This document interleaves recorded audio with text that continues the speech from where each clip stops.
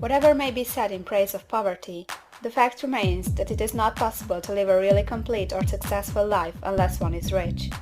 No man can rise to his greatest possible height in talent or soul development unless he has plenty of money.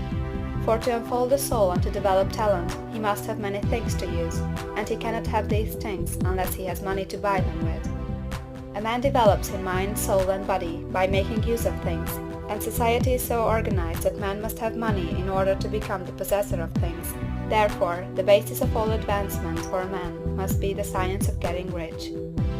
The object of all life is development, and everything that lives has an inalienable right to all the development it is capable of attaining. Man's right to life means his right to have the free and unrestricted use of all the things which may be necessary to his fullest mental, spiritual, and physical unfoldment, or, in other words, his right to be rich. In this book, I shall not speak of riches in a figurative way. To be really rich does not mean to be satisfied or contented with a little. No man ought to be satisfied with a little if he is capable of using and enjoying more. The purpose of nature is the advancement and unfoldment of life, and every man should have all that can contribute to the power, elegance, beauty, and richness of life. To be content with less is sinful. The man who owns all he wants for the living of all the life he is capable of living is rich, and no man who has not plenty of money can have all he wants.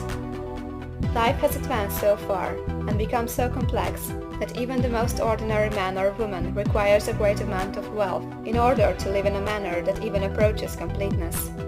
Every person naturally wants to become all that they are capable of becoming.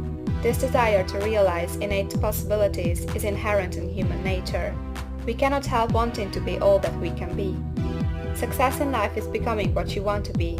You can become what you want to be only by making use of things, and you can have the free use of things only as you become rich enough to buy them. To understand the science of getting rich is therefore the most essential of all knowledge. There is nothing wrong in wanting to get rich. The desire for riches is really the desire for a richer, fuller, and more abundant life, and that desire is praiseworthy. The man who does not desire to live more abundantly is abnormal, and so the man who does not desire to have money enough to buy all he wants is abnormal. There are three motives for which we live. We live for the body, we live for the mind, we live for the soul. No one of these is better or holier than the other. All are alike desirable, and no one of the three, body, mind, or soul, can live fully if either of the others is cut short of full life and expression. It is not right or noble to live only for the soul and deny mind or body, and it is wrong to live for the intellect and deny body or soul. We are all acquainted with the loathsome consequences of living for the body and denying both mind and soul, and we can see that real life means the complete expression of all that man can give forth through body, mind, and soul. Whatever he can say, no man can be really happy or satisfied unless his body is living fully in every function, and unless the same is true for his mind and his soul. Wherever there is unexpressed possibility or function not performed, there is unsatisfied desire. Desire is possibility seeking expression, or function seeking performance.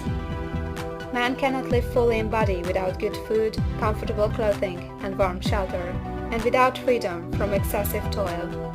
Rest and recreation are also necessary for his physical life. He cannot live fully in mind without books and time to study them, without opportunity to travel and observation, or without intellectual companionship. To live fully in mind, he must have intellectual recreations, and must surround himself with all the objects of art and beauty he is capable of using and appreciating. To live fully in soul, man must have love, and love is denied expression by poverty. A man's highest happiness is found in the bestowal of benefits on those he loves. Love finds its most natural and spontaneous expression in giving. The man who has nothing to give cannot fill his place as a husband or father, as a citizen, or as a man. It is in the use of material things that the man finds full life for his body, develops his mind, and unfolds his soul. It is therefore for supreme importance to him that he should be rich. It is perfectly right that you should desire to be rich. If you are a normal man or woman, you cannot help doing so. It is perfectly right that you should give your best attention to the science of getting rich, for it is the noblest and most necessary of all studies. If you neglect this study, you are derelict in your duty to yourself.